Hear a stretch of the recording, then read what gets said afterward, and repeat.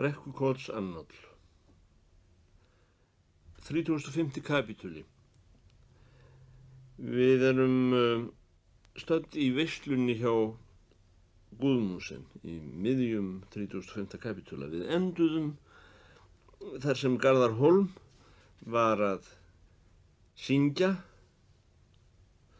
þessa undarlegu vísu í falsettu með ámátlegum tilburðum sem nokkurs konar svar við veislukvæði sem hafði verið sungið honum til heiðurs. Það var þessi vísa: Kálmeti étur kjötlaus þjóð, komið sælar frú mín góð, grátmögur sitja götu jóð og grimleg rek upp hljóð, grátmögur sjást þar götu jóð, grimmileg reka upp skötu hljóð, kálmeti étur kona góð, þar kjötlaust tradarara. Það var steinhljóð andartak eftir að Garðar Hólm hafði lokið þessu sérkennilega númeri. Kaupmaðurinn gaf gotur kringum borðið til að rannsaka undirtektir samkvæmisins og sá fljótt að öngum hafði stokkið bros. Eins og til að breiða yfir þennan óvænta skemmtiþátt rak hann upp tröllalhátur, æpti hurra bravo og klappaði saman lóðum. Síðan gáði hann enn í kringum sig og snöggþagnaði í miðjum hlátri. Enginn annar hafði klappað. Menn átu og drukku þegjandi stund, en von bráðar reis kaupmaður úr sæti, bar 2 fingur upp að munni sér og hummaði fínlega. Hann fór að setja sig í stellingar með tilburðum þeirra manna sem hafa fengið ræðulistar, þó ekki með öllu ósvipað smápilti sem að þykjast halda ræðu. Hann ýtti stólnum sínum kyrfilega frá, lyfti höfðinu með uppgerðar settleik og drap titlinga meðan ávarsorðin voru að vefjast fyrir honum. Síðan kom ræðan.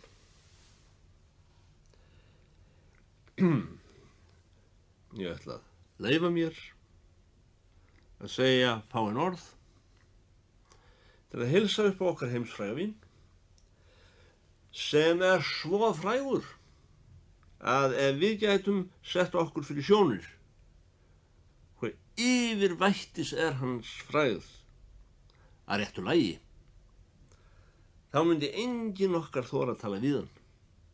Þetta aðeins hann. Já, tæplega það. Ræðumaður skaut nú augum til konu sinnar, til þess að gá hvort hún væri ekki dálítið upp með sér af því að eiga bónda sem kynni að standa upp og halda ræðu. Eftir sið einhverra útsmogina ræðumanna sem hann hafði í huga, fann hann sér ofurlítinn texta til að leggja út af. Sá texti var úr þýskubókinni. Svo sagt í frægri bók, sagði kaupmaður Guðmundsen: Ein Engländer, der kein Wort Französisch sprechen konnte, reiste nach Paris. Hér leit kaupmaðurinn fast á konu sína. Nú var löng og áhrifamikil þögn, samfara lítillegri svitadögg á nefbroddi ræðumanns. Sagði ég frægur maður? Sagði ég mikill maður? Já, ég stend við það. Það skal ekki fara vel fyrir þeim sem ber brigður á það. Ekki satt herra ritstjóri. En samt nú Garðar Hólm ekki meiri maður en svo að hann hefur verið að meira eða minna leyti okkar heimilismaður hér við þetta borð í meira en áratug. Þó fræðin sé farin að gera í blóð sitt hjá hann núna, ekki síðst síðan hann fór að vinna fyrir sig bæði hjá Múhameð og páfanum. Í sem stystu máli, Italia terra est. Ha ha ha ha! Skál, kæru landar, má ég heilsa upp á ykkur. Hvað ég ætlaði mér að segja en ekki þegja? Í all þessi ár, síðan hann var innanbúðar í brennivíninu hér niðri, hefur Garðar Hólm, öðru nafni hann Gorgur litli Hringjarabænum, það er að segja Georg Hansson, verið minn bróðir og sonur, og ekki aðeins sonur minn og bróðir minn og konur minn og föður míns, heldur einnig bróðir og sonur, konur minn og dóttur, sem sagt, Sardinia insula est. Við lifum á nýrri öld. Hér fyrir mér, meðan að faðir minn var og hét, gerði fólk sig ánægt með brennivín, enda kostaði það ekki nema 25 potturinn. Þá gátu reglusamir sjósóknarar náð það lengst að leggja fyrir nokkrar spesíur í kirkjuhandraðan, handa erfingjónum. Nú er ekki hægt að gera út öðruvísi en eiga banka, eða minnstakosti hafa samband við lánstofnanir. Enda höfum við ekki aðeins sett maskínur í skúturnar og erum sem óðast að kaupa trollara, heldur höfum við látið stofna banka, þar sem almenningur getur önglað saman peningum. Og við fengum til frægan reikningsmann, guðfræðingur sósíalista, að veita þessum banka forstöðu. Það er sem sé ekki allt fengið með því að selja bakkala á suðri löndum. Einn daginn kemur þú til Kaupinhafnar, sem fínn maður og hvað skeður. Þú ert kallaður saltfisksgreifi í blóðunum.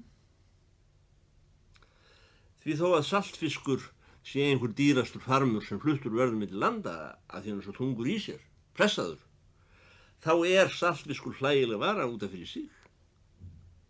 Og það er það sem ég segi, kæru börn, elskulegu frændur og frænkur háttvirtur landar, saltfiskurinn verður að hafa slaufu. Og það er ekki einhlítt að íslenskur fiskur hafi danska slaufu. Heldur verður hann að hafa alþjóðlega fræðarslaufu. Í einu orði sagt, við þurfum að geta sannað heiminum að fiskurinn hafi fögur hljóð. Þess vegna höfum við sem seljum fiskinn hafið upp harðsnúna menntunar handkurru í þjóðlífinu til að sýna og sanna inn á við og út á við að við séum sá aðili sem ekki aðeins heysir þann gráa úr sæðjúbónum, heldur bindur slaufu á þann gemling fyrir gerfullum heimi eins og þar stendur ging in ein Wirtshaus hinein und zu Mittag zu essen. Ég veit að kemur flatt upp á því góða mín að ég skulle vera menntaður. Því pabbi lét mig snúast í búðinni í staðinn fyrir að fara í latínuskóla þegar ég var angi. Ég vorði að læra tungumál á nóttunni þegar þú varst farin að sofa. Heilla minn. Til þess að geta verið selskapshæfur út heim.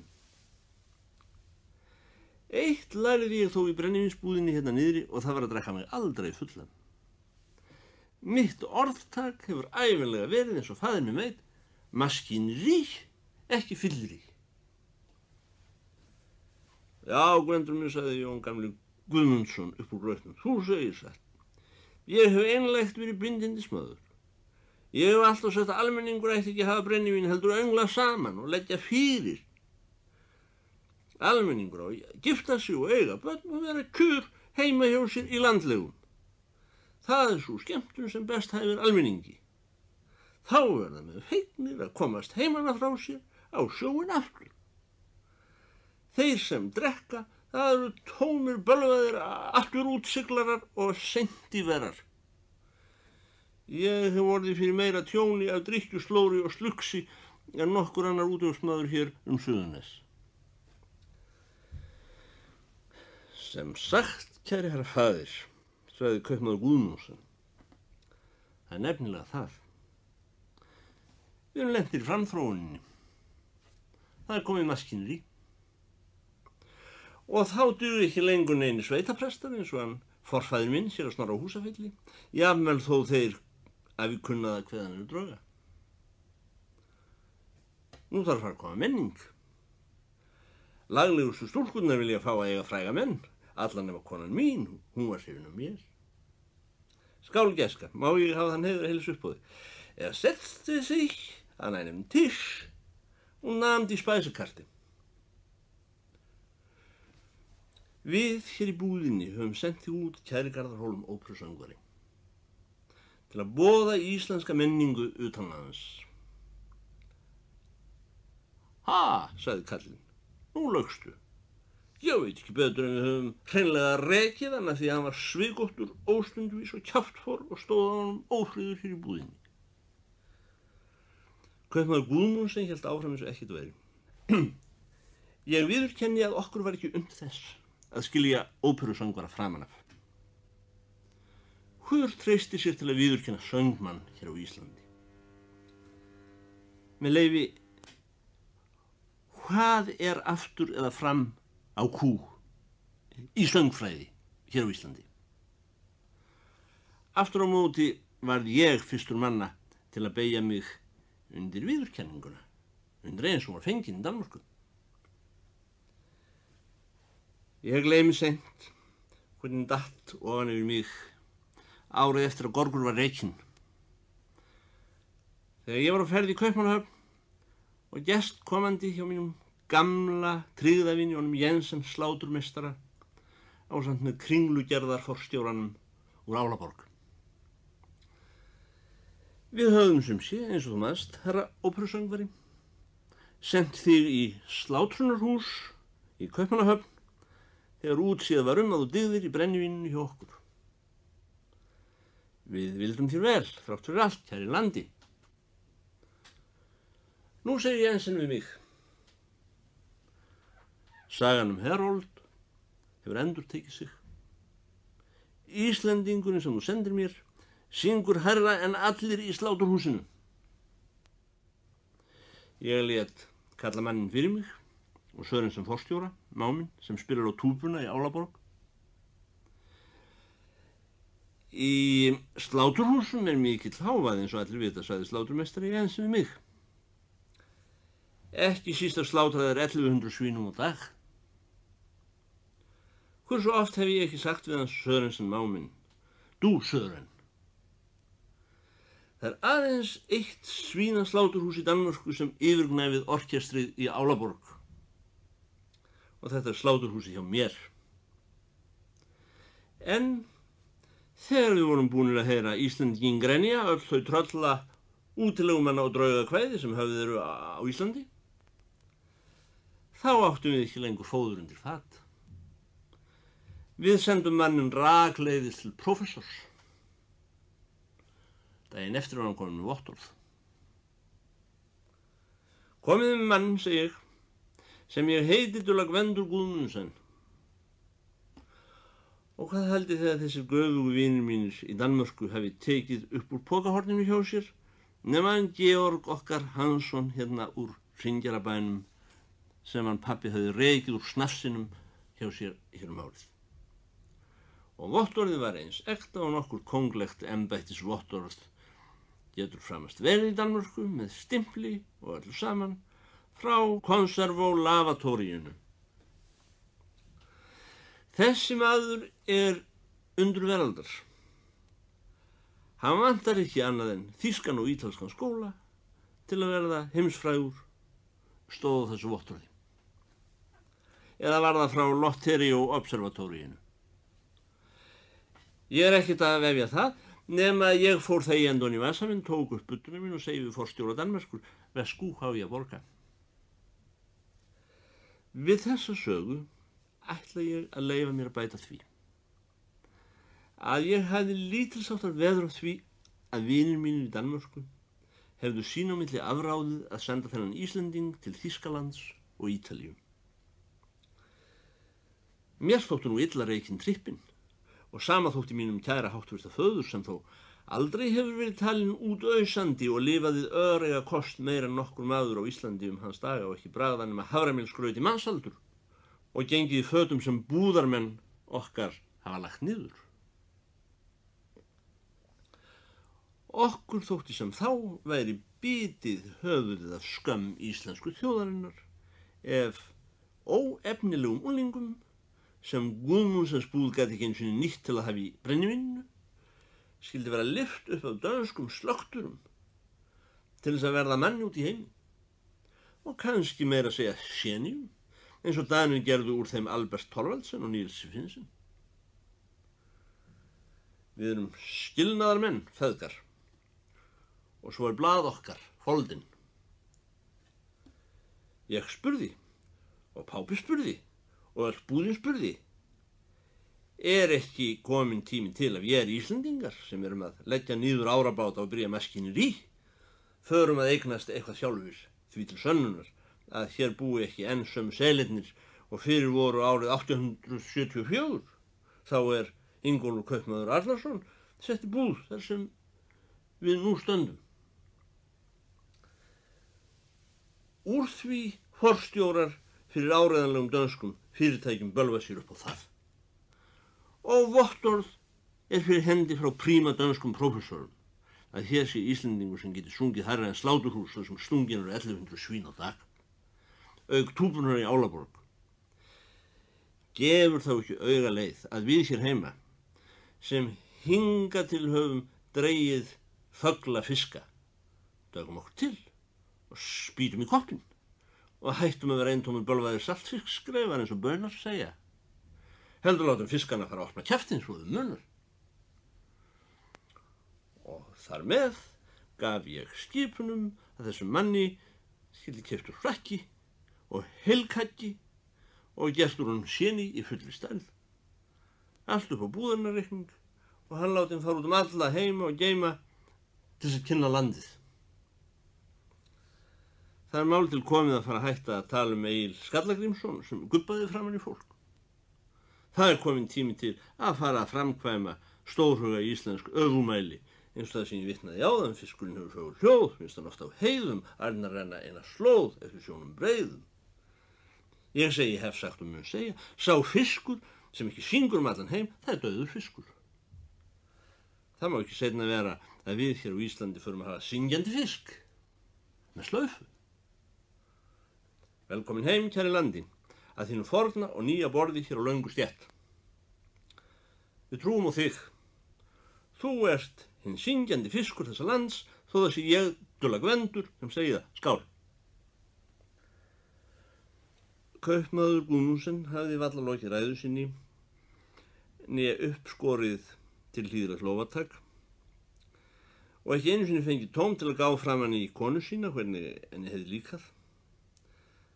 Þá var Garðar Hólm söngvari staðinn upp og byrjaður á þakkarræður. Ég hef þann heiður, sagði óperusöngvarinn, að vera viðstaddur eitt það stórfenglegasta hóf, með voldugu útboði matvæla sem haldið hefur verið gullsnúruðum persónum í Evrópu á vorum dögum. Á þessari nýju öld sem runnin í almanækinu, þó við höfum engu sönnum fyrir því, öðru nær að tíminn gangi áfram. Hvað það? Runnin sá dagur, hvort sem tíminn líður aftur og bakið áfram, að ég hlýt að segja orð sem ég skulda þessu húsi, þessu fína húsi, sem ekki aðeins hefur bundið slaufu á kött og kanar í fugl, heldur keypt fiskinum orðstýr og afsannað þið fornkveðna, það fjö. Það var einu sinni kongur og drottning ríki sínu og kall og kelling í koti sínu. Ég skal reyna að segja ævintýrið eins langt og nær. Í þessu húsi, einmitt hér niðri þar sem okkar elskulegi stórfaðir Jón Guðmundsson hefur verið keisari yfir fleiri sönglausum fiskum en nokkur Íslendingur. Þar hófst Karlssonur upp með söng. Eða réttar sagt, hér var hann illrendur fyrir org og grenjan. Þá á þeim árum sem gestgjafi okkar Dulla Gvendur, svo kallaður af því það var síður að tala frönsku hér á löngustétt í den tíð. Hann var þá að manna sig út í Kaupmannahöfn ásamt þeim þarlendum fleskdýrðarmönnum, stórkringlubökrum og kontrabössum sem hann hefur lýst fyrir okkur hér í kvöld. Þá vöndu komur sínar í búðina í Íslendingar sem var orðin leiðir á þeirri skemmtun að eiga börn alls gáðir og sumir með nokkrum rétti. Því þurrt land á Íslandi hefur einlægt verið hættulegt börnum, ekki síðan sjórinn feðrum þeirra. Margir tóku upp þann síð þegar þeir höfðu skilað helming barna sinna í jörðina og sumir vel það. Þá lögðu þeir afganginn af hýrunni sinni í herskip. Svo ég vitni í Runólf Karl Jónsson, einn mesta aftur útsiglara og konferensráð sem verið hefur hér á Íslandi. Þegar þessi menn voru búin að fá sér herskip, öskruðu þeir yfir kaldan Eiðsand og þangað til þeir fóru að skæla.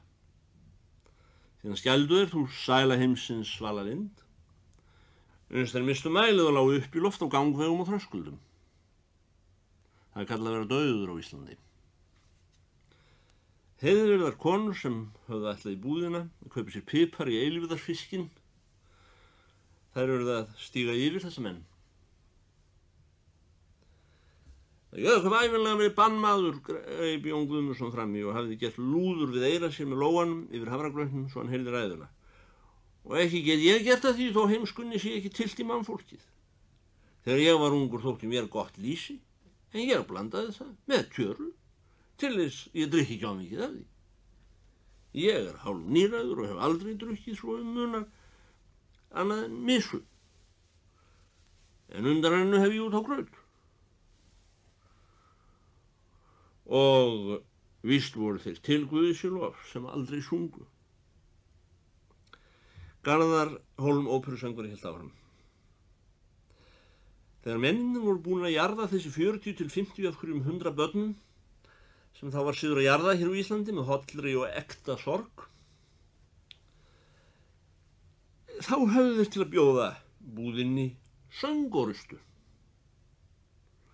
og óku fram öngum smærri stríðsvögnum en andra rýmum þar sem menn eru stúnir eins tólk eða skornir eins kæða.